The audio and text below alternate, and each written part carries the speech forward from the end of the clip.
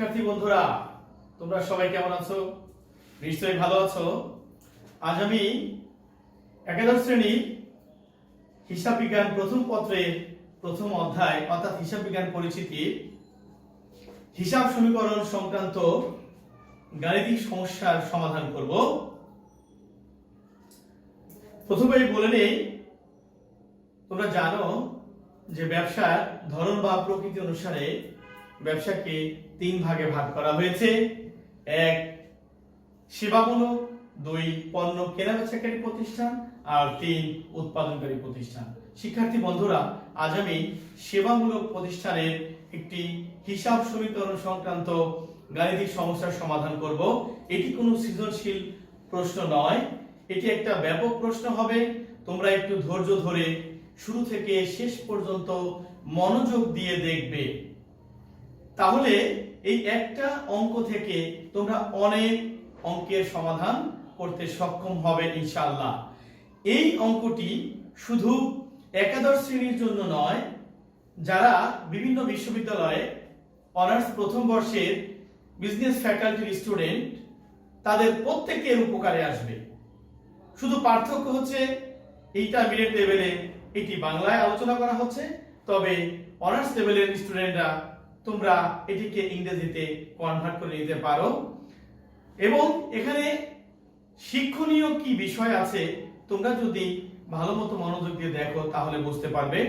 তবে মূল প্রশ্নে যাওয়ার আগেই আমি তোমাদের জাবেদা নিয়ে একটু ছোট্ট ধারণা দেব, কারণ যেহেতু আমাদের জাবেদা অধ্যায়ের আলোচনা এখনো করার সুযোগ হয় নাই। তোমাদের সিলেবাসের দ্বিতীয় অধ্যায়ে আছে জাবেদা নিয়ে আলোচনা, কিন্তু হিসাব সমীকরণ সংক্রান্ত গাণিতিক সমস্যা আছে প্রথম অধ্যায়ে। তাই ছোট্ট একটা জাবেদার আমি উদাহরণ দিচ্ছি, লক্ষ্য করো।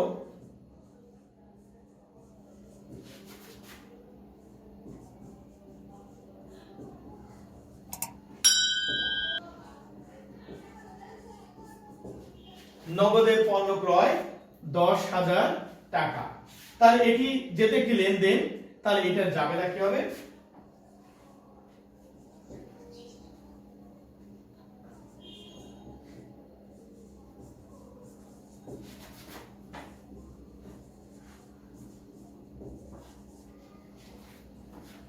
শিক্ষার্থী বন্ধুরা, লক্ষ্য করো, জাবেদা করেছি ক্রয় ডেবিট, নগদ ক্রেডিট। তোমাদের অনেকেরই প্রশ্ন হতে পারে, এখানে কোথায় হিসাব লিখেছেন, কোথায় ডেবিট লিখেছেন, কোথায় ক্রেডিট লিখেছেন? কিছুই তো নাই। আমরা সনাতন পদ্ধতি এবং আধুনিক পদ্ধতিতে জাবেদা করে থাকি। তোমাদের এখানে যে উপস্থাপনাটা আমি দেখিয়েছি এটি আধুনিক পদ্ধতি। আর আধুনিক পদ্ধতিতে কিভাবে জাবেদা করা হয়, ডেবিটকে কিভাবে নির্ণয় করা হবে, এখানে ক্রয় লিখেছি, তারপর নগদ লিখেছি। তোমাদের অনেকের প্রশ্ন হতে পারে কোনটা ডেবিট কোনটা ক্রেডিট কি করে বুঝবো? তার মানে তোমরা যখন উচ্চ শিক্ষার ক্ষেত্রে প্রবেশ করবে, বিশেষ করে যখন বিবিএ করবে, এমবিএ করবে, তখন তোমরা দেখবে যে ইংলিশ বইগুলোতে কিন্তু এখানে তোমার ওই হিসাব বা ডেবিট ক্রেডিট এভাবে লেখা হয় না। তাহলে কিভাবে সেখানে বোঝা হয় কোনটা ডেবিট কোনটা ক্রেডিট? দেখো, ক্রয়ের পরে আমি একটা স্পেস ব্যবহার করেছি। যদি আমি একটা ইংলিশ জার্নালের কথা বলি, এটাকে যদি ইংলিশে কনভার্ট করি তাহলে পারচেজ টু ক্যাশ, আমরা এইভাবে বলি পারচেজ টু ক্যাশ। টু বলতে TO2, এই টু হচ্ছে প্রতি হিসাব। তার মানে প্রতিটা কোনটা, যেমন আমি এখানে লিখেছি ক্রয়, যদি এখানে একটা টু লিখি তাহলে নগদ হবে। ওই টু লেখার যে জায়গাটা, ওই জায়গাটা কিন্তু আমরা এখানে ফাঁকা রেখেছি, অর্থাৎ টুটা লেখা হয় নাই। তার মানে আমরা যখন ডেবিট ক্রেডিট করব, সেক্ষেত্রে যতগুলো হিসাব ডেবিট হবে সবগুলোকে এক সিরিয়ালে লিখবো, একটু গ্যাপ দিয়ে যতগুলো ক্রেডিট সবগুলোকে এক সিরিয়ালে লিখতে হবে। ওই গ্যাপের আগে যা আছে সবগুলোই ডেবিট, পরে যা আছে সবগুলোই ক্রেডিট হবে। কেন এই আলোচনাটা করেছি? কারণ আমরা যে প্রশ্নটি সমাধান করব ওই প্রশ্নের আমরা জাবেদাগুলো আগে করে নিব খসড়া হিসাবে, এই জন্য আমরা এই আলোচনাটা করে নিলাম। শিক্ষার্থী বন্ধুরা, আজ আমরা যেহেতু হিসাব সমীকরণ সংক্রান্ত প্রশ্নের সমাধান করব, তোমাদের অবশ্যই মনে রাখতে হবে হিসাব বিজ্ঞান ভালো পারা বা জানার পূর্ব শর্ত হচ্ছে ভালোভাবে জাবেদা পারা। অর্থাৎ জাবেদা ছাড়া হিসাব বিজ্ঞান প্রায় অচল। তার মানে হিসাব বিজ্ঞান ভালো পারতে হলে জাবেদার কোনো বিকল্প নাই। তার মানে হিসাব বিজ্ঞান মানেই হচ্ছে জাবেদা, জাবেদা এবং জাবেদা।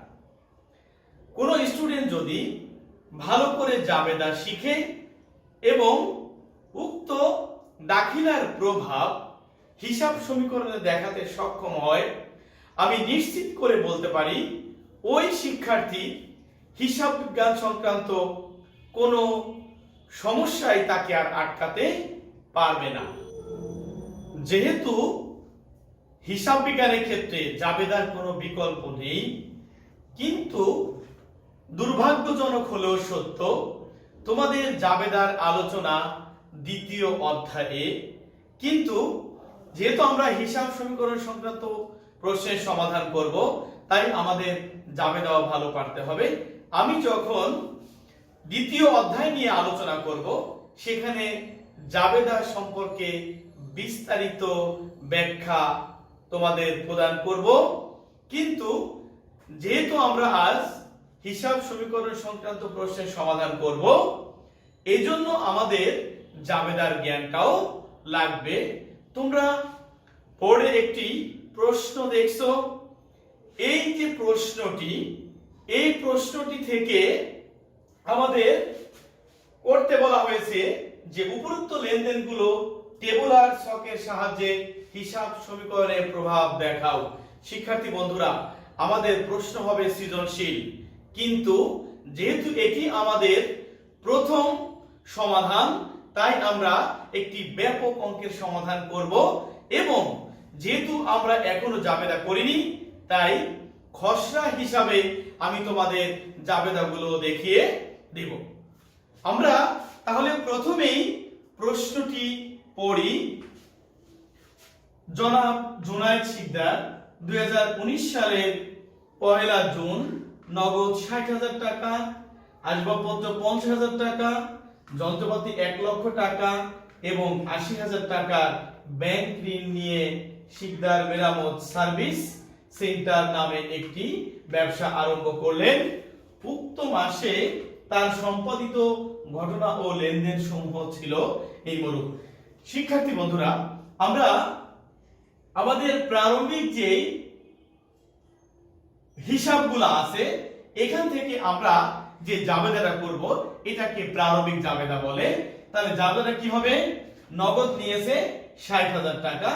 তোমরা জানো যে সম্পদ ডেবিট, তাহলে এখানে নগদ টাকা হচ্ছে সম্পদ, তাহলে নগদ হবে ডেবিট। আসবাবপত্র সম্পদ, আসবাবপত্র হবে ডেবিট। যন্ত্রপাতিও সম্পদ, যন্ত্রপাতি হবে ডেবিট। লক্ষণীয় বিষয় হলো জুনায়েদ সাহেব 80,000 টাকা ব্যাংক ঋণ নিয়ে ব্যবসা শুরু করেছেন। তাহলে এই 80,000 টাকা জুনায়েদ নিজে সরবরাহ করেননি, অর্থাৎ এই 80,000 টাকা তৃতীয় পক্ষের নিকট থেকে আনা হয়েছে। এজন্য এই ব্যাংক ঋণের 80,000 টাকাও নগদের সাথে যোগ হয়ে যাবে। কাছাকাছি নগদ ছিল নিজের 60,000 টাকা এবং ব্যাংক থেকে ঋণ নিয়েছে 80,000। 80,000 60,000 সব মিলে হচ্ছে এই যে 1,40,000 টাকা। তাহলে নগদ 1,40,000 টাকা ডেবিট, আসবাবপত্র 50,000 টাকা ডেবিট, যন্ত্রপাতি 1 লক্ষ টাকা ডেবিট, ব্যাংক ঋণ 80,000 টাকা ক্রেডিট। উভয়ের পার্থক্য হচ্ছে মূলধন হিসাব ক্রেডিট। শিক্ষার্থীবৃন্দ, জাবেদার অনেকগুলো কাজ থাকে, তার মধ্যে অন্যতম প্রধান কাজ হচ্ছে ডেবিট ক্রেডিটকে সমান করা, অর্থাৎ ডেবিটে যত টাকা হবে ক্রেডিটেও ঠিক সমপরিমাণ টাকা হবে।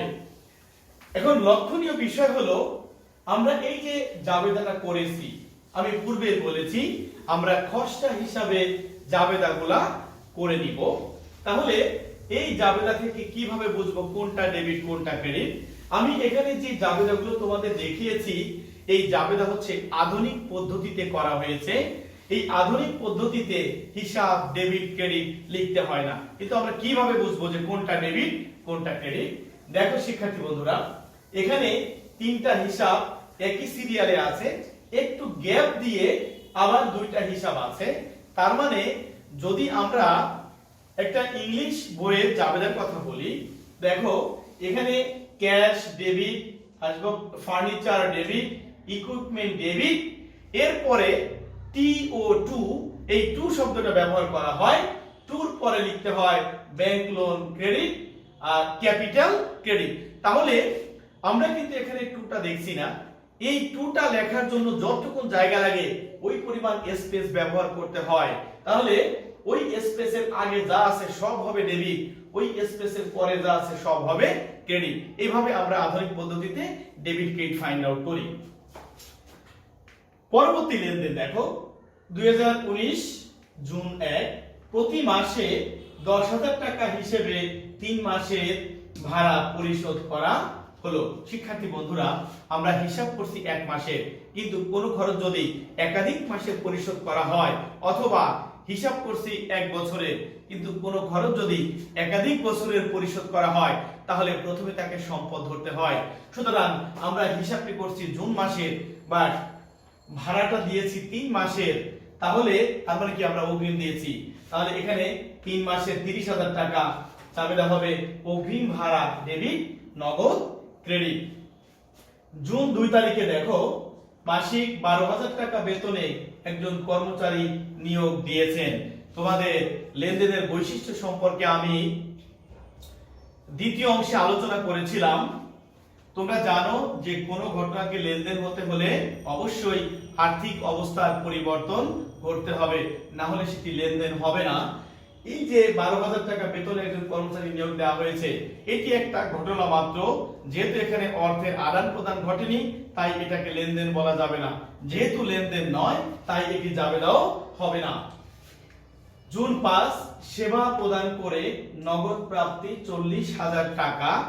তার মানে আমি সেবা দিয়েছি, এর বিনিময়ে আমি নগদ 40,000 টাকা পেলাম। তাহলে আমার কাছে কি এসেছে? নগদ টাকা এসেছে। তাহলে নগদ হবে ডেবিট। এটা কিভাবে এসেছে? সেবার মাধ্যমে, যার মাধ্যমে আসবে ওই মাধ্যমটা হবে ক্রেডিট। তাহলে সেবা আয় হবে ক্রেডিট। জুন 8 দোকানের প্রচারের জন্য লিফলেট বিতরণ বাবদ 2,000 টাকা পরিশোধ করলেন। আচ্ছা, লিফলেট বিতরণ করা হয়েছে কেন? প্রচারের জন্য। তাহলে এটাকে আমরা বিজ্ঞাপন হিসাবে ডেবিট করি। বিজ্ঞাপন খরচ ডেবিট, নগদ ক্রেডিট। জুন 10 বাকিতে সাপ্লাইস ক্রয় 6,000 টাকা। আচ্ছা শিক্ষার্থী বন্ধুরা, এই সাপ্লাইস একটা ইংলিশ শব্দ। এটাকে ব্রিটিশ প্র্যাকটিস অনুসারে স্টেশনারি নামে লেখা হতো, যেটার বাংলা ছিল মনিহারি, এবং ব্রিটিশ প্র্যাকটিস অনুসারে মনিহারিকে খরচ ধরা হতো। কিন্তু আমরা যে আধুনিক হিসাব বিজ্ঞান করি, এই মডার্ন অ্যাকাউন্টিং এ ওই মনিহারির নামকরণ করা হয়েছে সাপ্লাইস। এই সাপ্লাইস এর বাংলা হচ্ছে ব্যবহার্য দ্রব্য বা সরবরাহ সামগ্রী। এই সাপ্লাইসকে সম্পদ হিসাবে গণ্য করা হয়। তাহলে আমরা আধুনিক পদ্ধতিতে যখন হিসাব করছি, সেক্ষেত্রে সাপ্লাই যখনই ক্রয় করা হবে, এটাকে আমরা সম্পদ ধরবো। আর সাপ্লাইস ক্রয় করেছি কিভাবে? বাকিতে। তোমরা জানো, যদি আমরা বাকিতে কোনো কিছু ক্রয় করে থাকি, তাহলে আমাদের একটা দায়ের সৃষ্টি হবে। তাহলে আমরা পাচ্ছি সাপ্লাইস, এই যে দেখো সাপ্লাইস ডেবিট, প্রদেয় হিসাব ক্রেডিট। জুন 12 পরবর্তীতে সেবা প্রদান করা হবে, এই শর্তে নগদ প্রাপ্তি 5,000 টাকা। আমরা এখনো সেবা সরবরাহ করি নাই, ভবিষ্যতে সেবা প্রদান করব, কিন্তু টাকা আগেই নিয়ে নিয়েছি। তার মানে সেবা দেওয়ার পূর্বেই যদি আমরা টাকা গ্রহণ করে থাকি, তার মানে এটাকে অগ্রিম আয় বলে, যেটাকে আধুনিক হিসাব বিজ্ঞানে অনুপার্জিত আয় বলা হয়। তাহলে যেহেতু আমরা টাকা গ্রহণ করেছি, আমাদের কাছে নগদ টাকা চলে এসেছে, এর জন্য নগদ হবে ডেবিট, কিন্তু আমাদের এটা এখন আয় হয়নি, তাহলে এটাকে অনুপার্জিত আয় হিসাবে ক্রেডিট করতে হবে। জুন 15 জীবন বীমা বাবদ 1,000 টাকা পরিশোধ করা হলো। শিক্ষার্থী বন্ধুরা, তোমরা জানো বীমা প্রধানত দুই প্রকার, জীবন বীমা, সাধারণ বীমা। তো জীবন বীমাটা কার জন্য দেওয়া হবে?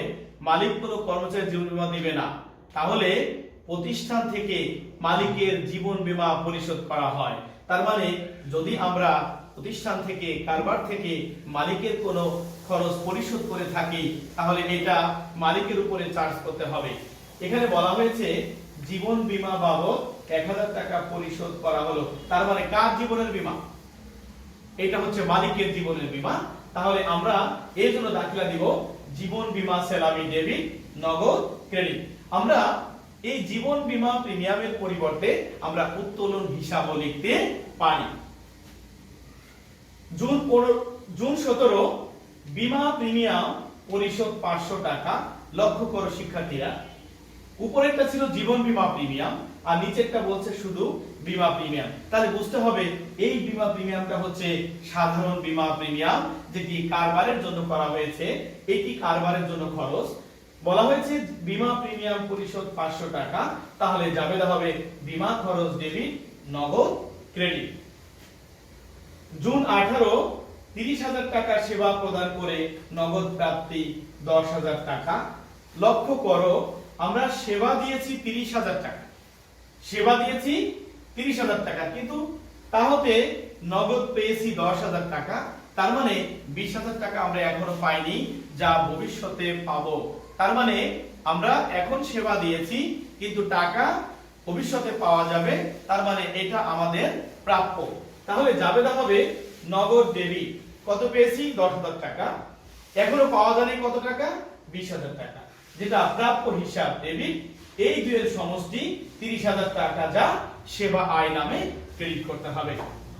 জুন 19 নগদের সাপ্লাইজ ক্রয় 2,000 টাকা। আমরা যদি সাপ্লাইজ ক্রয় করে থাকি তাহলে আমাদের কাছে কি আসবে? সাপ্লাইজ নামক সম্পদ আসবে। কি চলে যাবে? যেহেতু নগদে ক্রয় করেছি নগদ টাকা চলে যাবে, তাহলে যা আসছে তা হবে ডেবিট, যা চলে গেছে তা হবে ক্রেডিট।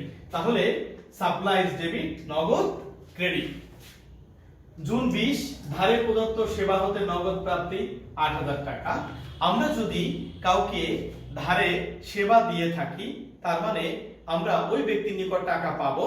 তাহলে আমরা যার কাছে টাকা পাবো তিনি হচ্ছেন আমাদের দেনাদার, যাকে আধুনিক হিসাব বিজ্ঞানে প্রাপ্য হিসাব নামে লিপিবদ্ধ করা হয়ে থাকে।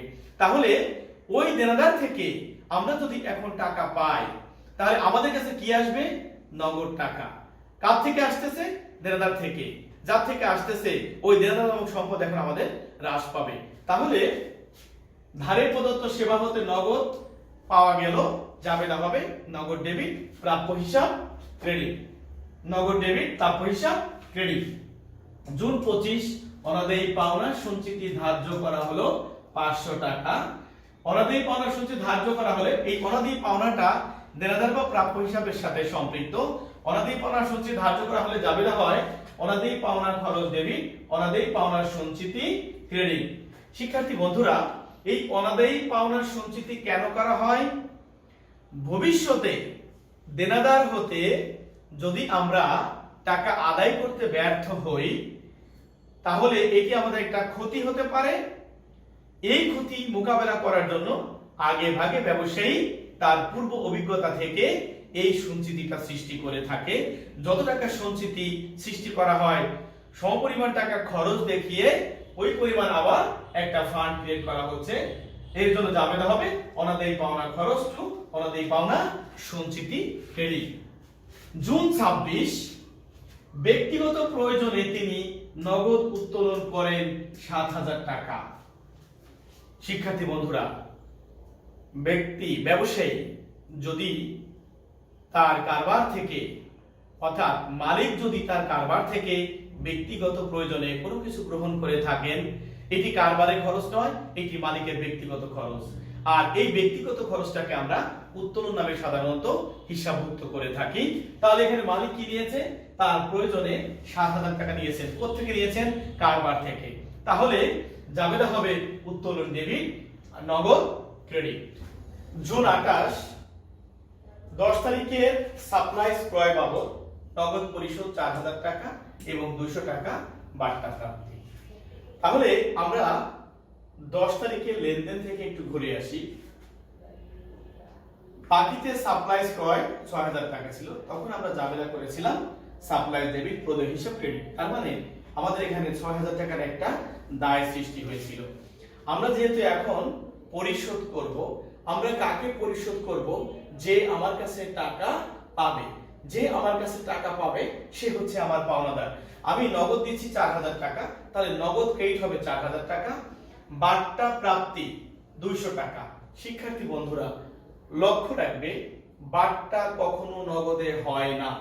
তাহলে এই বারটা কিভাবে আসবে মনে রাখতে হবে, বারটার সাথে দেনাদার পাওনাদারের সম্পর্ক জড়িত। যেহেতু আমরা এখানে বারটা প্রাপ্তির কথা বলা হয়েছে, তাহলে বারটা পাওয়া যায় পাওনাদারের নিকট থেকে। তার মানে আমরা নগদ পরিশোধ করলাম 4000 টাকা, তাহলে নগদ ক্রেডিট হবে 4000, বারটা পাওয়া গেল 200 টাকা, তাহলে এই বারটা পাওয়ার ফলে আমাদের আয় হবে, বারটা প্রাপ্তি বা বারটা আয় নামে ক্রেডিট করতে হবে 200 টাকা। তাহলে নগদ ক্রেডিট 4000, বারটা আয় ক্রেডিট 200, এই দুইটাই যেহেতু ক্রেডিট হচ্ছে, তাহলে সমপরিমাণ টাকা আবার ডেবিট করতে হবে। তাহলে প্রদেয় হিসাব ডেবিট হবে এখানে 4200 টাকা। ফাইনালি জাবেদা কি হচ্ছে, প্রদেয় হিসাব ডেবিট 4200, নগদ ক্রেডিট 4000, বারটা আয় ক্রেডিট 200 টাকা। জুন 30। শিক্ষার্থী বন্ধুরা অনেকগুলো 30 এর ঘটনা এখানে আছে। এই 30 গুলা তোমরা একটু খেয়াল করো। প্রথম 30 এ বলা হয়েছে কর্মচারী বেতন পরিশোধ করা হলো, এখানে কিন্তু টাকার পরিমাণ উল্লেখ নাই। তাহলে কিন্তু আমরা যে লেনদেনের বৈশিষ্ট্য জানি সেই বৈশিষ্ট্য অনুসারে এটার কিন্তু লেনদেন হয় না। দেখো জুন 2 তারিখে একটা ঘটনা ঘটেছিল যে 12,000 টাকা মাসে বেতন দেওয়া হবে, এই শর্তে একজন কর্মচারীকে নিয়োগ দেওয়া হয়েছিল। ওই সময় কিন্তু এটি লেনদেন হয় নাই। এই 30 তারিখে বলেছে কর্মচারীর বেতন পরিশোধ করা হলো। তার মানে আমরা জুনের 2 তারিখে যেই কর্মচারীকে নিয়োগ দিয়েছিলাম তাকে জুনের 30 তারিখে এসে, যেহেতু এখন এক মাস শেষ হচ্ছে, তার বেতন তাকে পরিশোধ করা হচ্ছে। তাহলে প্রতিষ্ঠান কর্মচারীদের কাছ থেকে সেবা নিয়েছে, তাদেরকে বেতন দিচ্ছে। তাহলে এটা হচ্ছে প্রতিষ্ঠানের জন্য খরচ। তাহলে জাবেদা হবে বেতন খরচ ডেবিট, যেহেতু পরিশোধ করেছি নগদ টাকা চলে যাবে, নগদ হবে ক্রেডিট। 30 তারিখে বেতন খরচ ডেবিট, নগদ ক্রেডিট। জুন 30 সাপ্লাইজ বাবদ খরচের পরিমাণ 5000 টাকা। That is very very important transaction and adjusting entries. শিক্ষার্থী বন্ধুরা এটি একটি সমন্বয় দাখিলা। তোমরা লক্ষ্য করো 10 তারিখে সাপ্লাইজ কেনা হয়েছিল 6000 টাকায়, তখন আমরা এটাকে সম্পদ ধরেছিলাম। আবার জুন 19 তারিখে সাপ্লাইজ কিনেছিলাম 2000 টাকায়, তখন আমরা এটাকে সম্পদ ধরেছিলাম। তার মানে সাপ্লাইজের পরিমাণ ছিল মোট আমাদের 6000, 2000, 8000 টাকা। কিন্তু এখানে এসে বলেছে সাপ্লাইজ বাবদ খরচের পরিমাণ 5000 টাকা। মনে রাখতে হবে সাপ্লাইজ পূর্বে যদি সম্পদ থাকে তবে সমন্বয় দাখিলা প্রদানের ক্ষেত্রে যে আমরা দাখিলা করি সেটি হলো পূর্বে যেহেতু সম্পদ পরে খরচের জাবেদা করতে হয়। তাহলে ছিল 8000 টাকা, এখন বলছে সাপ্লাইজ খরচ হয়েছে 5000 টাকা। তার মানে যেহেতু পূর্বে সম্পদ, এখন আমরা খরচের জাবেদা করব। আর জাবেদা হবে সাপ্লাইজ খরচ ডেবিট, সাপ্লাইজ ক্রেডিট। যেহেতু আমরা জাবেদা করেছি খরচের, টাকাও হবে খরচের। খরচের পরিমাণ কত এই এন্ট্রিতে বলা আছে 5000 টাকা খরচ হয়েছে। জুন 30 অনুপার্জিত সেবা আয়ের পরিমাণ 2000 টাকা। That is another adjusting entries. এটি একটা সমন্বয় দাখিলা। আমরা এই যে 12 তারিখে খেয়াল করো, পরবর্তীতে সেবা প্রদান করা হবে এই শর্তে নগদ পেয়েছিলাম 5000 টাকা। এটা ছিল তখন আমাদের অগ্রিম আয়।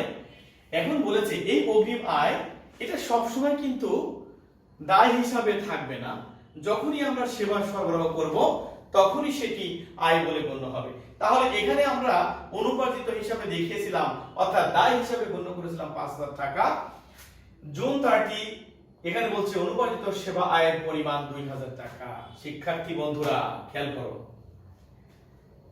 অনুপার্জিত আয় ছিল আগে 5000। এখানে একটি নিয়ম আমাদের আছে সমন্বয়ের ক্ষেত্রে, পূর্বে যদি দায় থাকে পরে আয়ের জাবেদা করতে হয়। এখন অনুপার্জিত আয় ছিল 5000, এখানে বলা হয়েছে অনুপার্জিত সেবা আয়ের পরিমাণ 2000। তার মানে যেটা ছিল 5000 মাস শেষে এখন সেটার পরিমাণ 2000 টাকা।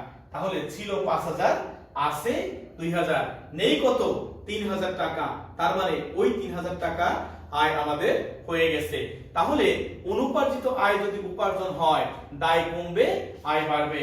দাখিলা হবে অনুপার্জিত আয় ডেবিট, সেবা আয় ক্রেডিট। তাহলে আমরা এখানে জাবেদা করেছি কিসে? জাবেদা করেছি আয়। তাহলে টাকাও হবে আয়। তাহলে আয় কত হলো? ছিল 5000, এখনো অনুপার্জিত রয়ে গেছে 2000 টাকা। তার মানে 3000 টাকা আমাদের অলরেডি উপার্জন হয়েছে। জুন চতুর্থ 30 এক মাসের অগ্রিম ভাড়া সমন্বয় করতে হবে। লক্ষ্য করো, আমরা জুনের 1 তারিখে প্রতি মাসে 10,000 টাকা হিসাবে 3 মাসের ভাড়া পরিশোধ করেছিলাম। প্রথম এটাকে আমরা অগ্রিম ভাড়া হিসাবে সম্পদ ধরেছিলাম। মনে রাখতে হবে, আমরা হিসাব করছি 1 মাসের, কিন্তু খরচটা পেমেন্ট করেছিলাম 3 মাসের জন্য। তাহলে যখন 1 মাস শেষ হয়ে যাবে তখন কিন্তু আমরা অগ্রিম দাবি করতে পারবো 2 মাসেরটা। তার মানে 1 মাস আমাদের এক্সপায়ার্ড হয়ে গেল। এক্ষেত্রে যদি সমাপনীতে এই এন্ট্রি নাও থাকে তাহলেও আমাদের 1 মাসেরটা অবশ্যই হিসাব সমীকরণ করার ক্ষেত্রে খরচ হিসাবে দেখাতেই হবে। তাহলে যেহেতু প্রথমে আমরা অগ্রিম ভাড়াকে সম্পদ হিসাবে ধরেছিলাম, 1 মাসের অগ্রিম ভাড়া সমন্বয় করা মানে কি? 1 মাসেরটা আমাদের খরচ হয়ে গেছে, তাহলে জাবেদা হবে, এটাও একটি সমন্বয় জাবেদা, ভাড়া খরচ ডেবিট, অগ্রিম ভাড়া ক্রেডিট। এখন টাকা কত হবে? লক্ষ্য করো, প্রথম জাবেদায় 30,000 টাকা আমরা অগ্রিম ভাড়াকে ডেবিট করেছিলাম, যা 3 মাসের, তার মানে প্রতি মাসে 10,000 টাকা। তাহলে 1 মাসের কত হবে? ওই 10,000 টাকা খরচ হিসেবে দেখাতে হবে। দেখো জুন 30 আবার পঞ্চম নাম্বারটা, 2000 টাকা সুদ সহ ঋণের 1/4 পরিশোধ করা হলো। লক্ষ্য করো, আমরা ঋণ নিয়ে ব্যবসা শুরু করেছিলাম। এই যে 80,000 টাকা মালিক ঋণ নিয়েছিল, এখন বলেছে এই ঋণটা ছিল আমাদের দায়। আমরা প্রথম জাবেদায় ব্যাংক ঋণকে ক্রেডিট করেছিলাম 80,000 টাকা।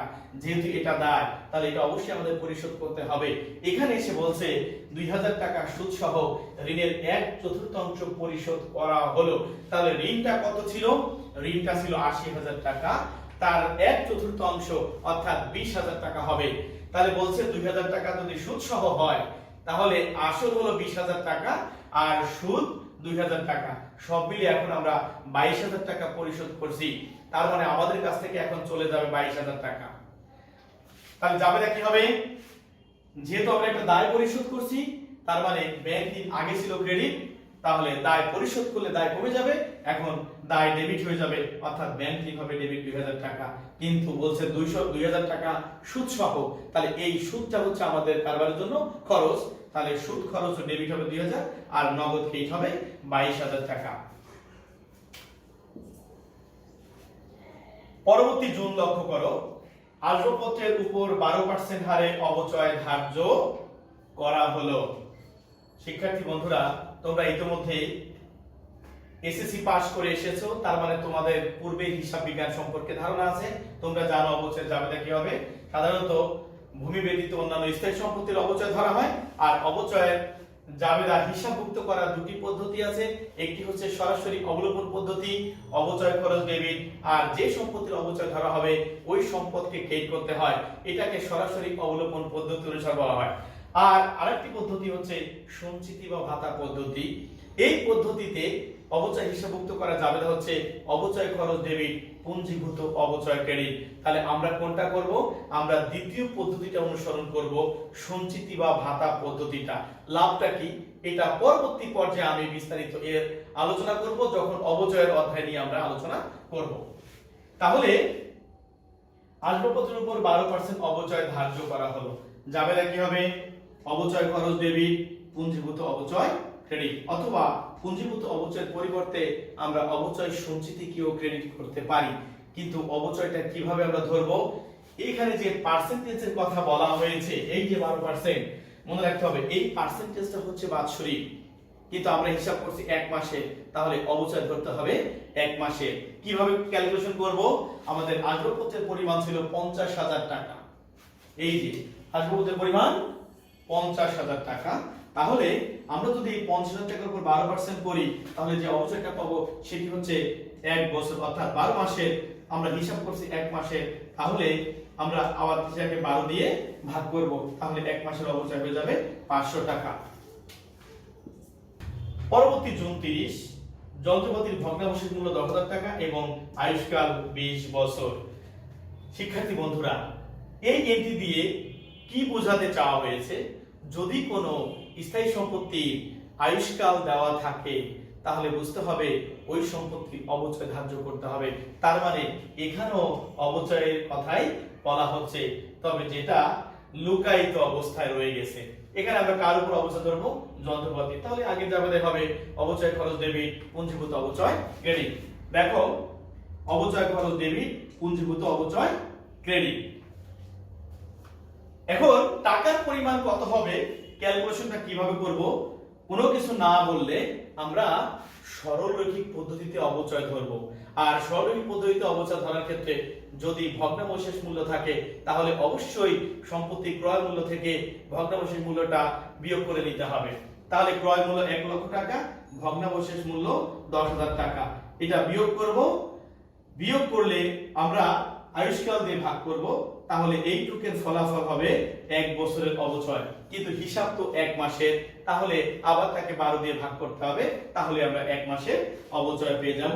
এই 1 মাসের অবচয় হচ্ছে 375 টাকা।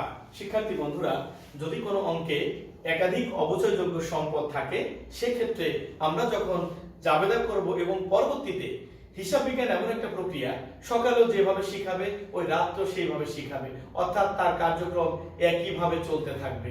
তাহলে আমরা একাধিক অবচয়যোগ্য সম্পত্তির ক্ষেত্রে আমরা অবশ্যই হাইফেন ব্যবহার করব, অর্থাৎ অবচয় খরচ হাইফেন দিয়ে যে সম্পত্তির অবচয় তার নাম লিখবো। অনুরূপভাবে পুঞ্জীভূত অবচয় যে সম্পত্তির অবচয় হবে তার নাম লিখতে হবে। আরেকটা বিষয় খেয়াল করো, এই যন্ত্রপাতি ক্রয় মূল্য ছিল 1 লক্ষ টাকা, কিন্তু ভগ্নাবশেষ মূল্য 10,000 টাকা।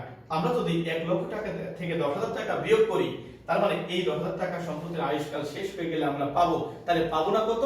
90,000 টাকা। তাহলে এই 90,000 টাকা কি? তাহলে এই 90,000 টাকাকে বলা হয় অবচয় যোগ্য মূল্য। অবচয় যোগ্য মূল্য, তার মানে ওই সম্পত্তির আয়ুষ্কালের মধ্যে যত টাকা অবচয় খরচ হিসাবে বন্টন করা হবে তাকে অবচয় যোগ্য মূল্য বলা হয়। লাস্ট 30 আয়কর ধার্য করা হলো 1,000 টাকা।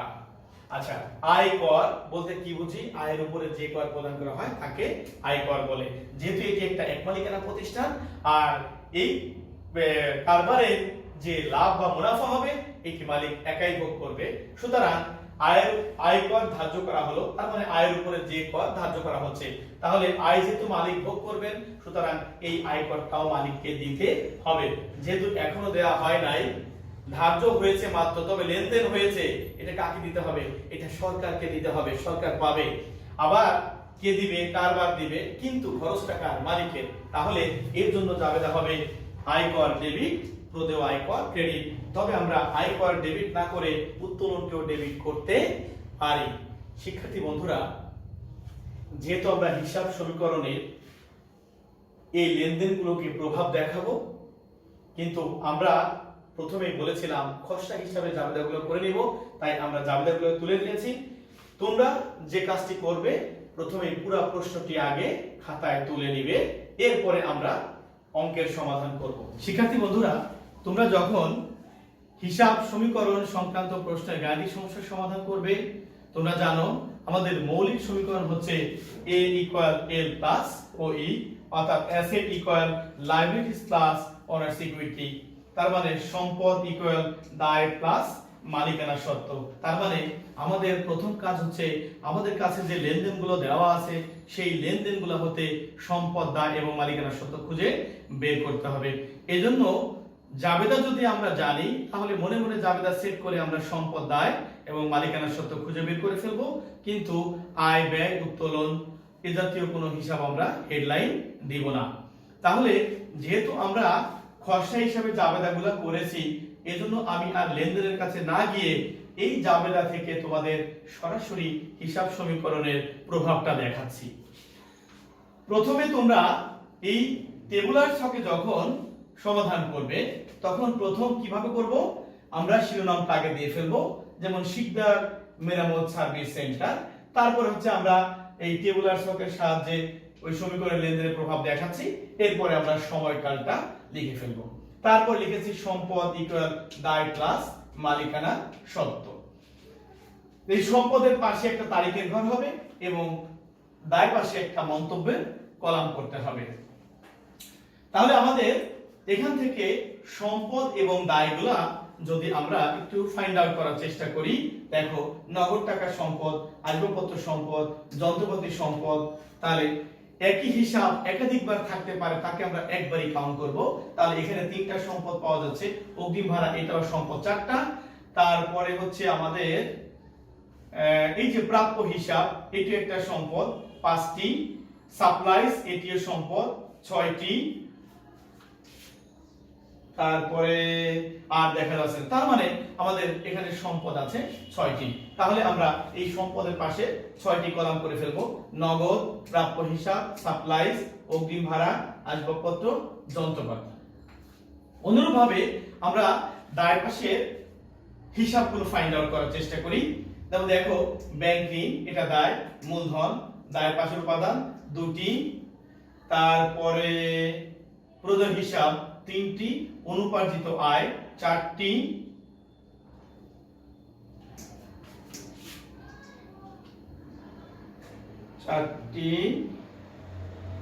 প্রদেয় আয়কর পাঁচটি। তার মানে দায় এবং মালিকানা সত্ত্ব হচ্ছে মোট পাঁচটি উপাদান। তাহলে কি কি পাওয়া যাচ্ছে দায়ের পাশে? প্রদেয় হিসাব, অনুপার্জিত আয়, প্রদেয় আয়কর, ব্যাংক ঋণ, মূলধন। শিক্ষার্থী বন্ধুরা, তোমরা জানো যে একটি কারবারে মোট সম্পদ কিভাবে হয়? তৃতীয় পক্ষের নিকট থেকে আমরা জানি এই যে দায় এটাকে তৃতীয় পক্ষের পাওনা বলা হয়, এটাকে বাহ্যিক দায় বলা হয়, আর মালিকানা সত্ত্ব। তাহলে এই তৃতীয় পক্ষের দায় পাওনা এবং মালিকের পাওনা এই দুইটা মিলে হবে আমাদের মোট সম্পদ। এখানে একটা বিষয় খেয়াল করো, আমরা তোমাদের বলে থাকি যে এই দায়টা হচ্ছে তৃতীয় পক্ষের দায়। তাহলে তৃতীয় পক্ষ যদি হয়, তাহলে এই দায় যদি তৃতীয় পক্ষ হয়, মালিক যদি আরেকটা পক্ষ হয়, তাহলে আরেক পক্ষ কোথায়? তার মানে এখানে ব্যবসা অর্থাৎ কারবার নিজেই একটা পক্ষ। তাহলে কারবার একটা পক্ষ মানে প্রথম পক্ষ, মালিক দ্বিতীয় পক্ষ, এবং বাইরের পক্ষের যে পাওনা এই যে দায় যেটাকে বলছি আমরা, এটাকে তৃতীয় পক্ষ বলা হয়। তাহলে অনেকের প্রশ্ন থাকতে পারে যে মালিক এবং ব্যবসা দুইটা তাহলে কি আলাদা? অবশ্যই শিক্ষার্থী বন্ধুরা, দুটি আলাদা। তার মানে ব্যবসায়িক সত্তা ধারণা অনুসারে কারবারকে মালিক হতে পৃথকভাবে বিবেচনা করা হয়। তার মানে কারবার হচ্ছে একটা কৃত্রিম ব্যক্তি। যেমন এই প্রশ্নে ছিল বলা প্রথমেই যে জনাব জুনায়েদ শিকদার, অর্থাৎ উনি হচ্ছে ওনার মালিক, কিন্তু প্রতিষ্ঠানের বা কারবারের নাম দিয়েছে শিকদার মেরামত সার্ভিস সেন্টার। তাহলে পরিষ্কার বোঝা যাচ্ছে যে জুনায়েদ সাহেব তিনি হচ্ছেন মালিক প্রথম পক্ষ, শিকদার মেরামত সার্ভিস এটি কারবার, এটি আরেকটা পক্ষ, আর এই যে বাইরের পক্ষের থেকে যা আমরা পাই এটি হচ্ছে তৃতীয় পক্ষ। সম্পদ পাশে আমরা যে সম্পদের উপাদানগুলো দেখছি, আবার দায় পাশে অনেকগুলো উপাদান দেখা যাচ্ছে। আমরা চাইলে এদের পাশে প্লাস চিহ্ন ব্যবহার করতে পারি। যেমন এখানে নগদ টাকা আছে, প্রাপ্য হিসাব, এগুলোর পাশে আমরা প্লাস চিহ্ন ব্যবহার করতে পারবো চাইলে, আবার না করলেও হবে। তাহলে আমি এখন মুছে দিচ্ছি।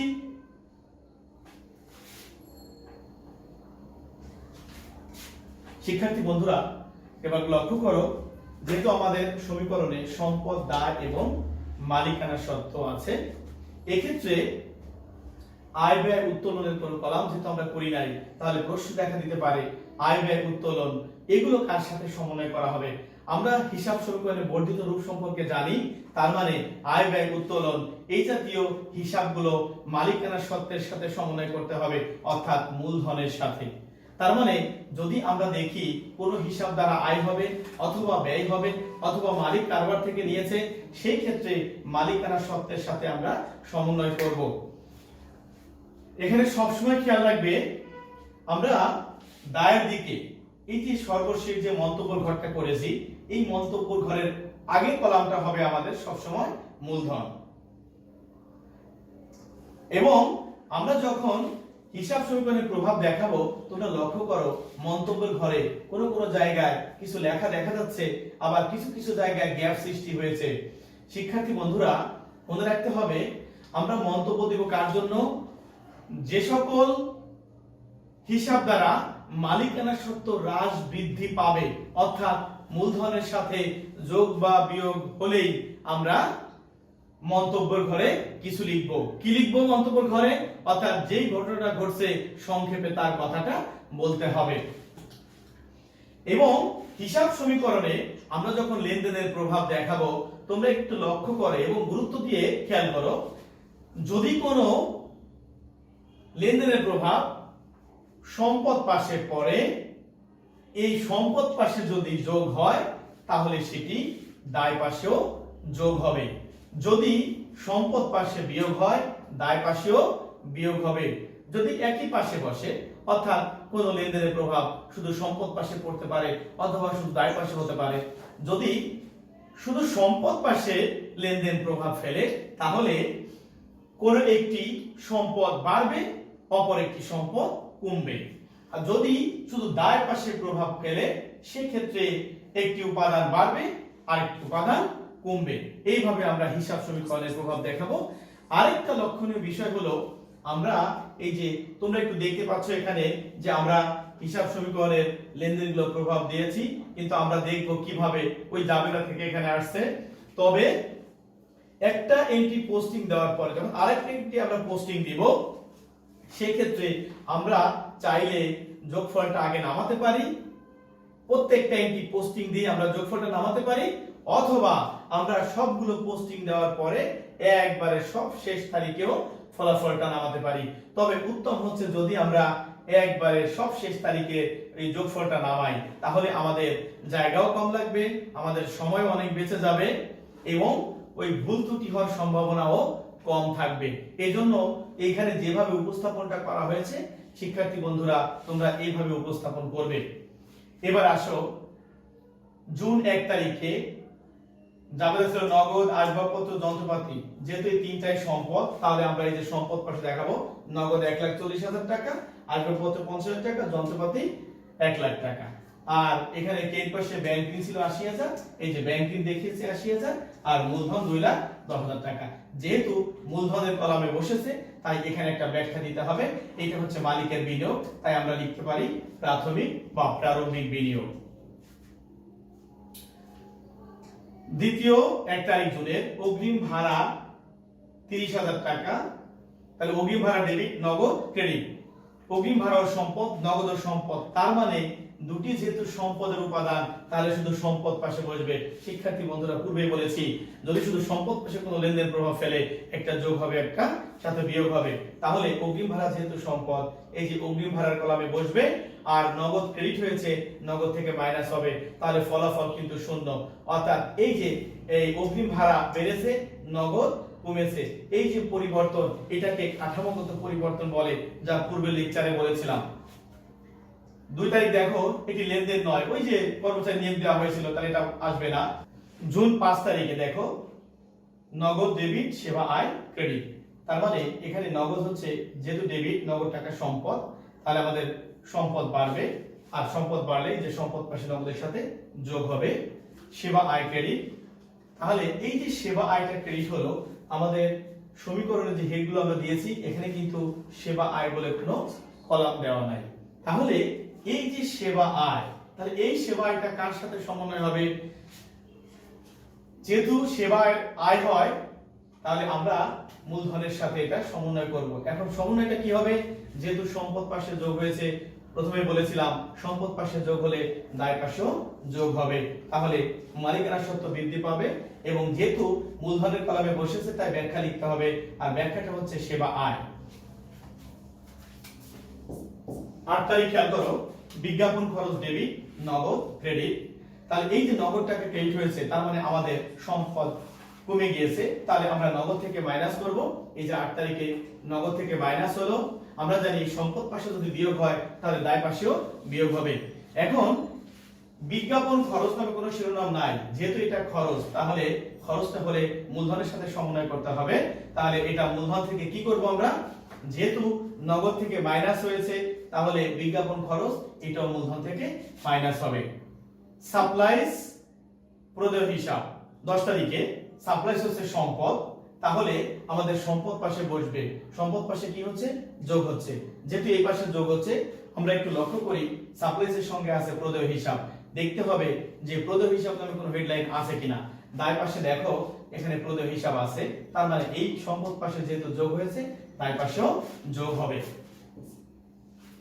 12 তারিখ নগদ ডেবিট, অনুপার্জিত আয় ছিল ক্রেডিট। তাহলে এই নগদ টাকা হচ্ছে আমাদের সম্পদ, তাহলে নগদ যেহেতু ডেবিট হয়েছে তার মানে সম্পদ বাড়বে। তাহলে 12 তারিখে দেখো এই যে 5000 টাকা নগদের সাথে যোগ হয়েছে আর সঙ্গে ছিল অনুপার্জিত আয়। এই অনুপার্জিত আয়ের ফলে দায় হয়, তাহলে দেখতে হবে এই নামে কোনো শিরোনাম আছে কিনা। লক্ষ্য করো দায় পাশে অনুপার্জিত আয়, তার মানে একটা হেডলাইন আছে, সুতরাং এই কলামে বসবে। তাহলে সম্পদ পাশে যোগ হলো, দায় পাশেও যোগ হবে। 15 তারিখ জীবন বীমা সালামি দেওয়া হলো 1000 টাকা, তাহলে জীবন বীমা সালামি ডেবিট আর নগদ ক্রেডিট। তাহলে এই যে এখানে নগদ ক্রেডিট হয়েছে, তার মানে আমরা এই সম্পদ পাশে নগদ থেকে মাইনাস করব। এটা ছিল আমাদের 15 তারিখে, তাহলে এই যে 15 তারিখে আমরা নগদ থেকে মাইনাস করেছি। আর জীবন বীমা সালামি, এটা কার জীবন বীমা আগে বলেছি, এটা মালিকের, এজন্য মালিকানা সত্ত্বের সাথে সমন্বয় করতে হবে, তার মানে মূলধন থেকে এটা মাইনাস করতে হবে। আর যেহেতু মূলধনের কলামে বসছে এখানে ব্যাখ্যা দিতে হবে, ব্যাখ্যাটা হচ্ছে জীবন বীমা প্রিমিয়াম বা জীবন বীমা সালামি। 17 তারিখ বীমা খরচ নগদ, এখানেও নগদ ক্রেডিট হয়েছে, তার মানে নগদ নামক সম্পদ কমে যাবে। তাহলে এটা ছিল আমাদের 17 তারিখে। দেখো এই যে নগদ থেকে 500 টাকা মাইনাস হয়েছে, সঙ্গে ছিল বীমা খরচ, তাহলে খরচের তো কোনো হেড নাই, তাহলে হেড নাই এই অবস্থায় কি করতে হবে, মূলধনের সাথে সমন্বয় করতে হবে। কি সমন্বয় হবে, যেহেতু বীমা খরচ হলে মালিকানা সত্ত্ব হ্রাস পাবে, তাই মূলধন থেকে মাইনাস করতে হবে। লক্ষ্য করে এখানে মাইনাস করা হয়েছে, এবং যেহেতু মূলধনের কলামে তাই ব্যাখ্যা দেব আমরা, ব্যাখ্যাটা হচ্ছে বীমা খরচ। আরেকটা বিষয় শিক্ষার্থী বন্ধুরা খেয়াল করো, আমরা যখন যোগ বিয়োগ করছি এখানে কিন্তু প্লাস বা মাইনাস ব্যবহার করছি না, এখানে আমরা ব্র্যাকেট ব্যবহার করছি। যেটা ব্র্যাকেট ব্যবহার করা হয়েছে ওইটা মানে মাইনাস বোঝায়, আর যেটা ব্র্যাকেট ছাড়া আছে ওইটা মানে প্লাস বোঝানো হয়। 18 তারিখ দেখো নগদ ডেবিট, প্রাপ্য হিসাব ডেবিট, সেবা আয় ক্রেডিট। তার মানে নগদ সম্পদ, প্রাপ্য হিসাব এটাও আমাদের সম্পদ, তার মানে সম্পদ পাশে দুটি উপাদানের সাথে কি হবে, সম্পদ বাড়লে ডেবিট, তাহলে যোগ হবে। এই যে নগদের ঘরে এটা ছিল 18 তারিখে, তাহলে 18 তারিখে নগদের যোগ হয়েছে 10,000, প্রাপ্য হিসাব যোগ হয়েছে 20,000, তার মানে সম্পদ পাশে আবার যোগ হয়েছে 30,000 টাকা। তাহলে সঙ্গে কি আছে, সেবা আয়। সেবা আয় নামে কোনো হেড নাই, তাহলে এটা আমরা মূলধনের সাথে সমন্বয় করব। কি করব, যেহেতু আমার এই পাশে যোগ হয়েছে সম্পদ পাশে, তাহলে দায় পাশেও যোগ হবে। তার মানে সেবা আয় হলে আমাদের মালিকানা সত্ত্ব বাড়বে, এই জন্য আমরা মূলধনের সাথে যোগ করব এবং ব্যাখ্যা লিখতে হবে সেবা আয়। 19 তারিখ সাপ্লাইজ ডেবিট, নগদ ক্রেডিট। সাপ্লাইজের সম্পদ, নগদ টাকা সম্পদ, তার মানে এইটির প্রভাবটা আমাদের পড়বে শুধু সম্পদ পাশে, তার মানে সাপ্লাইজ নামক সম্পদ বাড়বে আর নগদ কমবে। তাহলে এটা ছিল 19 তারিখে, এই যে 19 তারিখে নগদ কমেছে এবং সাপ্লাইজ বেড়েছে। লক্ষ্য করো এবার কিন্তু আমরা মন্তব্য করে কিছু লিখব না, কারণ মালিকানা সত্ত্বের কোনো পরিবর্তন হয় নাই। 20 তারিখ নগদ ডেবিট, প্রাপ্য হিসাব ক্রেডিট। তাহলে নগদের সম্পদ, প্রাপ্য হিসাবও সম্পদ, দুটি উপাদানে আমরা দেখছি সম্পদ পাশে আছে, তাহলে একটা হিসাব বাড়বে আর একটা হিসাব কমবে।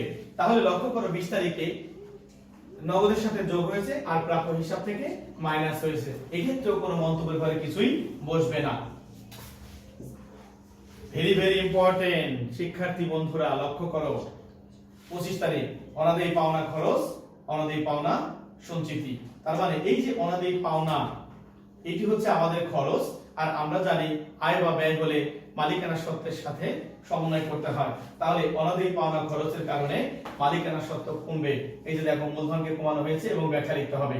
কিন্তু যেটা গুরুত্বপূর্ণ হিসাব সেটি হচ্ছে অনাদায়ী পাওনা সঞ্চিতি। এই অনাদায়ী পাওনা সঞ্চিতি যেহেতু ক্রেডিট হয়েছে, আমরা জানি অনাদায়ী পাওনা সঞ্চিতিকে কন্টা অ্যাসেট বা প্রতিসম্পদ বা বিপরীত সম্পদ বলে। তাহলে আবার কেউ কেউ এটাকে দায় ও বলে ফেলে, যেহেতু ক্রেডিট হয়েছে। আমরা যদি এটাকে দায় বলি তাহলে একটা প্রশ্ন জাগতে পারে যে এটা তাহলে কোন দায়, এটা কি অভ্যন্তরীণ দায় না বাহ্যিক দায়, অর্থাৎ এই অনাদায়ী পাওনা সঞ্চিতি কাকে পরিশোধ করতে হবে, অর্থাৎ কারবার বা ব্যবসা এই অনাদায়ী পাওনা সঞ্চিত টাকা কাকে দিবে। যেহেতু আমরা অনাদায়ী পাওনা খরচ দেখিয়ে সমপরিমাণ টাকা দ্বারা একটি তহবিল করেছি, এই 500 টাকা যদি আমরা খরচ না দেখাতাম তাহলে আমাদের নেট লাভটা বেড়ে যেত, আর নেট লাভটা বাড়ার ফলে মালিকানা সত্ত্ব বাড়তো। কিন্তু আমরা খরচ দেখিয়ে সমপরিমাণ একটা ফান্ড ক্রিয়েট করছি, তাহলে বুঝতে হবে এই অনাদায়ী পাওনা সঞ্চিত টাকাটা মূলত মালিক পক্ষই পাবে। এখন তাহলে আমরা বলতে পারি এটা অভ্যন্তরীণ দায় যদি দায় হিসাবে কাউন্ট করি, কিন্তু এই জাবেদা অনুসারে যদি আমরা পোস্টিং দিতে চাই তাহলে অনাদায়ী পাওনা সঞ্চিতি নামে আমরা দায় পাশে একটা কলাম করতে পারি। এখন দায় পাশে যদি কলাম করি তাহলে এটা কার অধীনে যাবে? এটা অবশ্যই মূলধনের অধীনে যাবে। কিন্তু আমরা এই হেডলাইনটা না দিয়ে এই অনাদায়ী পাওনা সঞ্চিতি আমরা তিন ভাবে হিসাব সমীকরণে প্রভাব দেখাতে পারবো, কিন্তু যেহেতু হিসাব সমীকরণের উপাদান হচ্ছে সম্পদ, দায় এবং মালিকানা সত্ত্ব, তার মানে আমরা যদি আর্থিক অবস্থার বিবরণীর কথা বলি তাহলে আর্থিক অবস্থার বিবরণীর উপাদানও কিন্তু সম্পদ, দায় এবং মালিকানা সত্ত্ব। তাহলে আমি যদি এটাকে আর্থিক অবস্থার বিবরণী বলি তাহলে ভুল হবে না। মনে রাখতে হবে আর্থিক অবস্থার বিবরণীতে সম্পত্তির নেট আদায়যোগ্য মূল্য দেখানো হয়। এই জন্য শিক্ষার্থী বন্ধুরা তোমরা অনাদায়ী পাওনা সঞ্চিতিকে সব সময় যে কাজটা করবে সেটা হচ্ছে মূলধন থেকে মাইনাস করবে এবং প্রাপ্য হিসাব থেকে মাইনাস করবে। বিকল্প পোস্টিং এর দরকার নাই, এই পোস্টিংটাই তোমরা সব সময় দিবে। 26 উত্তোলন ডেবিট নগদ ক্রেডিট। দেখো উত্তোলন নামে কোনো হেডলাইন নাই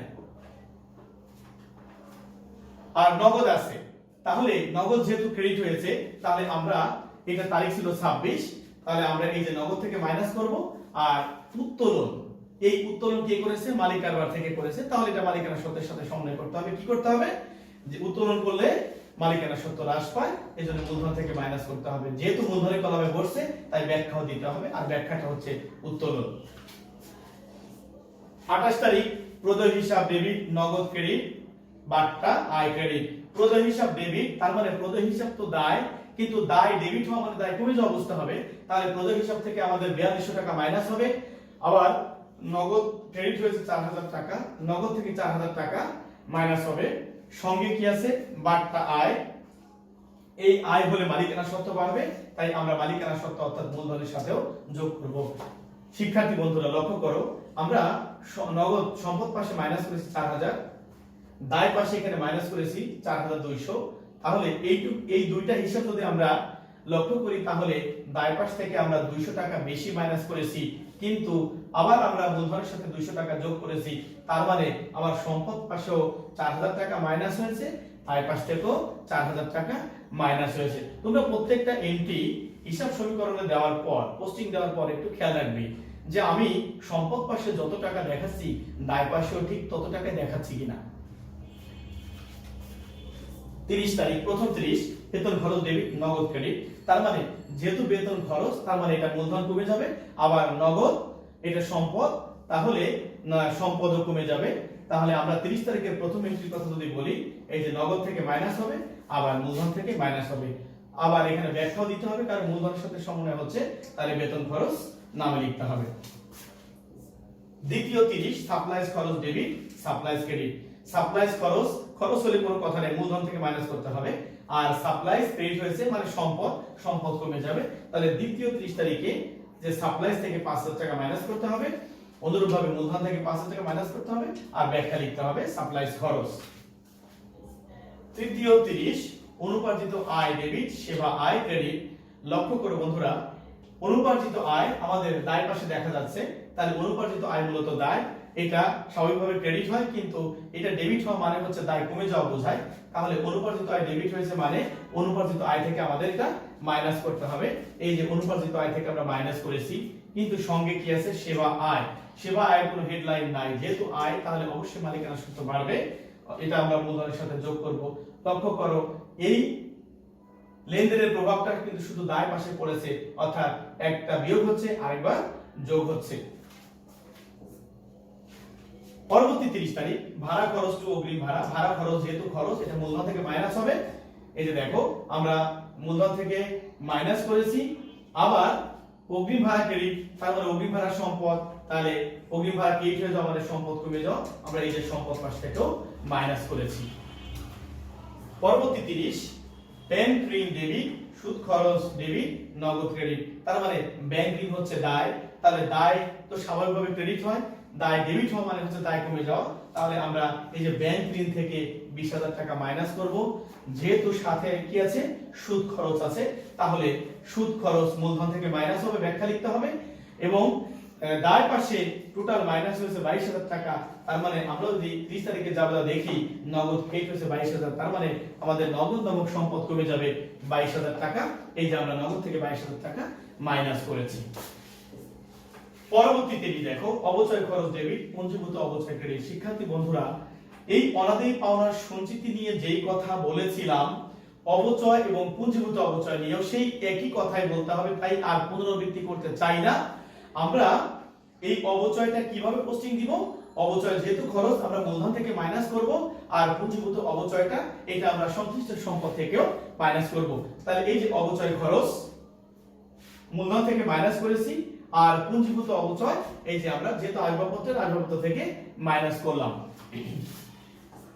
পরবর্তী 30 দেখো একই কথা, এখানে যন্ত্রপাতির অবচয়ের কথা বলা হয়েছে, অবচয় খরচ টু পুঞ্জীভূত অবচয়, এটাও আমরা একইভাবে পোস্টিং দেব।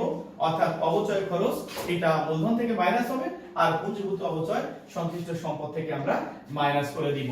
এটারও 3টা উপস্থাপনা আছে, কিন্তু আমরা সব সময় এইটাই দেখাবো যে এখন যেটা আমরা করেছি। সর্বশেষ আয়কর বা উত্তোলন ডেবিট, প্রদেয় আয়কর ক্রেডিট। এই আয়কর হচ্ছে এটা মালিক দিবে, এটা মালিকের খরচ, তাই মূলধনের সাথে সমন্বয় করতে হবে, এই যে মূলধন থেকে মাইনাস করতে হবে। আর প্রদেয় আয়কর যেহেতু এটা সরকারকে দিতে হবে, সরকার পাবে, তাই এটি একটা কারবারের কাছে দায়, তাই প্রদেয় আয়কর নামে তাই পাশে আরেকটি কলাম হয়েছে এবং এই কলামে যোগ হবে। এই পর্যায়ে আমরা আমাদের হিসাব সমীকরণের লেনদেনগুলা পোস্টিং দেওয়া হয়ে গেল। এখন আমরা প্রত্যেকটা কলামের সম্পদ এবং দায়ের যোগফলটা নামাবো। তোমরা ক্যালকুলেটর ধরে যেটা পজিটিভ আছে অর্থাৎ ব্র্যাকেট ব্যবহার করা হয় নাই, ওইটা ক্যালকুলেটরে প্লাস দিয়ে চাপবে, আর যেটা ব্র্যাকেট দেওয়া আছে এটা মাইনাস দিয়ে যেভাবে আছে যোগ বিয়োগ করবে। তাহলে আমরা যোগ বিয়োগ করে দেখি, নগদ আছে 1,22,500, প্রাপ্য হিসাব আছে 11,500, সাপ্লাইস আছে 3,000, অগ্রিম ভাড়া আছে 20,000, আসবাবপত্রের নিট রেজাল্ট 49,500, যন্ত্রপাতি 99,625 টাকা। তাহলে এই সবগুলোর যোগফল হচ্ছে 3,06,125 টাকা। দায় পাশে প্রদেয় হিসাব 1,800 টাকা, অনুপার্জিত আয় 2,000, প্রদেয় আয়কর 1,000, ব্যাংক ঋণ আছে 60,000, মূলধন 2,41,325 টাকা। তাহলে এই সবগুলো যোগ করলে আমরা পেয়ে যাচ্ছি 3,06,125। তার মানে মোট সম্পদ সমান দায় যোগ মালিকানা সত্ত্ব মিলে গেল। প্রিয় শিক্ষার্থী বন্ধুরা, আরেকটা বিষয় খেয়াল করো, তোমরা অনেক সময় এই কলামে তোমরা এখানে এরকম ডাবল দাগ দিয়ে থাকো। এই ডাবল দাগ দিলে কি হয় তোমরা নিজেরাও জানো না, একটু খেয়াল করো। যদি আমরা এখানে এই যে ডাবল দাগ দিয়ে থাকি, এটাকে সমাপ্তি রেখা বলে, এটাকে সমাপ্তি রেখা বলে। কিন্তু এটাই যদি সমাপ্তি রেখা দিয়ে থাকো, তাহলে এটার সমষ্টি তো আবার এখানে আসছে, তাহলে সমাপ্তি রেখার পরে তো আর কিছু থাকতে পারে না। তাহলে সমাপ্তি রেখা দিয়ে আবার এটা দেওয়া যাবে না, এই ভুলটা কিন্তু আমরা কখনোই করব না, মনে রাখতে হবে। তাহলে আমরা কি করব, এখানে মাত্র একটা দাগ দিতে হবে। আর আমরা এই যে মোটটা করেছি,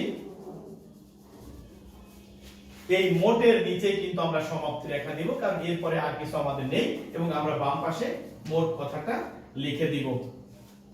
শিক্ষার্থী বন্ধুরা, আমরা একটি প্রথমে বলেছিলাম যে এটি কোনো সৃজনশীল অঙ্ক না, আমরা হিসাব সমীকরণ সংক্রান্ত একটি ব্যাপক অঙ্ক নিয়ে আলোচনা করব। তো আমরা এখান থেকে আসলে সৃজনশীলটা কি, সৃজনশীলটা হচ্ছে সৃষ্টিশীল। তার মানে আমরা এই যে বড় অঙ্কটা করেছি সমাধান, এখান থেকে আমরা অনেক সৃজনশীল প্রশ্ন তৈরি করতে পারবো। এখানে দাঁড়িয়ে আমি কমপক্ষে 20টা প্রশ্ন এখান থেকে তৈরি করে দিতে পারবো তোমাদেরকে। তো পরবর্তীতে আমরা এই সৃজনশীল অঙ্কের সমাধান কিভাবে হবে সেগুলো আমরা জানবো। তবে আমি তোমাদেরকে একটু নমুনা হিসেবে বলতে পারি যে এখান থেকে কিভাবে সৃজনশীল হতে পারে। যেমন মনে করো যদি বলা হয় যে মালিকানা সত্ত্বের পরিবর্তনের পরিমাণ নির্ণয় করো, তাহলে মালিকানা সত্ত্বের পরিবর্তনের পরিমাণ মানে কি? আমার প্রারম্ভিক ছিল যত টাকা আর সমাপনী যত আছে, এই দুয়ের পার্থক্য হচ্ছে মালিকানার সাথে পরিবর্তনটা। তারপরে বলতে পারে যে প্রারম্ভিক মূলধনের পরিমাণ কত। প্রারম্ভিক মূলধনের পরিমাণ, তাহলে প্রারম্ভিক মূলধনের পরিমাণ কিন্তু আমরা এই যে বের করেছিলাম 2,10,000 টাকা। এটা একটা সৃজনশীল প্রশ্ন হতে পারে। এরপরে প্রারম্ভিক নগদের পরিমাণ কত, যেহেতু মালিকের নিজে ছিল 60,000 টাকা, আবার ঋণ নিয়ে আসছে ব্যাংক থেকে 80,000 টাকা, এই দুইটা মিলে কিন্তু প্রারম্ভিক নগদ হয়েছিল, তাহলে প্রারম্ভিক নগদ বলতে পারে। এটা 2 মার্কসের জন্য একটা সৃজনশীল প্রশ্ন হতে পারে। এরপরে বলতে পারে যে মোট আয়ের পরিমাণ কত, মোট আয়। তার মানে এই যে মন্তব্যের কলামটা কেন, দেখো আমরা এই মন্তব্যের ঘর থেকে কিন্তু আমরা মোট আয় বের করতে পারি। যেমন দেখো এখানে সেবা আয় আছে একটা, এখানে একটা সেবা আয় আছে, তারপরে আমরা আরো দেখি এই যে সেবা আয় আছে, এরপরে আর কি আছে, বাট্টা আয় আছে। তো এইগুলো যোগ করলে, আচ্ছা যদি বলে সেবা আয় বের করো, তাহলে এই যে সেবা আয়গুলো যোগ করব। যদি বলে মোট আয়ের পরিমাণ বের করো, তাহলে সেবা আয় ছাড়া অন্যান্য যে আয়গুলো থাকবে সেগুলো আমরা বের করতে পারি। তারপরে মোট খরচের পরিমাণ কত, অথবা মোট অবচয়ের পরিমাণ কত, এইভাবে নানান প্রশ্ন করা হতে পারে। উত্তোলন, যেহেতু একবার জীবন বীমা প্রিমিয়াম দেওয়া হয়েছে, মালিক কারবার থেকে 7,000 টাকা নগদ নিয়েছে, আবার আয়কর ধার্য করা হয়েছে, এই তিনটাই মালিকানা সত্ত্বকে হ্রাস করে, এটাকে প্রতি মালিকানার হিসাব বলা হয়ে থাকে। যদি প্রশ্ন করা হয় তাহলে মোট উত্তোলনের পরিমাণ নির্ণয় করো, ওই যে ওই তিনটা হিসাব যোগ করে দিতে হবে। এইভাবে আমরা অসংখ্য সৃজনশীল প্রশ্ন তৈরি করতে পারবো এবং তার সমাধানও করতে পারবো। শিক্ষার্থী বন্ধুরা, দীর্ঘ সময় মনোযোগ সহকারে আজকের আলোচনাটি শোনার জন্য তোমাদেরকে আন্তরিক ধন্যবাদ জানাই। আমার এই ক্ষুদ্র প্রচেষ্টা তোমাদের জন্যই। তোমরা যদি নিয়মিত ফিফো 3 স্টারের সঙ্গে থাকো, তাহলে তোমাদের জন্য আরো নতুন নতুন আলোচনা উপহার দিতে পারবো। তোমাদের জন্য খুব শীঘ্রই হিসাব সমীকরণ সংক্রান্ত আরো একটি গাণিতিক সমস্যার সমাধান নিয়ে হাজির হব পণ্য কেনাবেচাকারী প্রতিষ্ঠানের। এছাড়াও অনার্স এবং মাস্টার শ্রেণীর শিক্ষার্থী যারা আছো, তোমাদের জন্য নতুন লেকচার অতি অল্প সময়ের মধ্যে আমি ইনশাআল্লাহ আপলোড দিব। ততদিনে সবাই তোমরা বাসায় পরিবারের সদস্যদের নিয়ে ভালো থেকো, নিরাপদে থেকো। আর যাচ্ছি, তবে শীঘ্রই আসছি। আল্লাহ হাফেজ।